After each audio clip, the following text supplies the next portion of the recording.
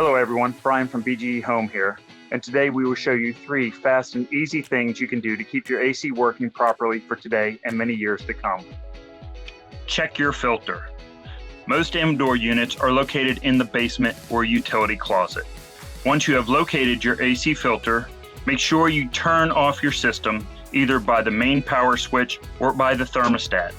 The filter is usually located behind a door on the piece of equipment. Visually inspect your filter, check for a layer of dust or discoloration. Look for the airflow indicator marked on the new filter. It is usually just a small arrow printed on the edge of the new filter. Slide the new filter back into the slot and replace the door. Turn the power back on to the system or reset your thermostat.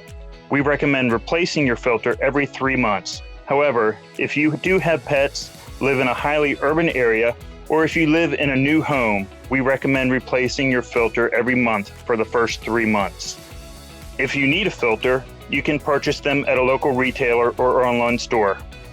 We also offer a subscription-based program if you want to make your life a little easier. Make sure your outdoor unit is unobstructed by vegetation, like leaves, shrubs, or tall grass. If you notice any obstructions, gently remove them from around the unit. If needed, run your water hose over the radiator gently. Do not use a pressure washer. Briefly turn on your AC system. Use these 3 steps to confirm your AC system is blowing cold air. Adjust the thermostat to the cooling mode.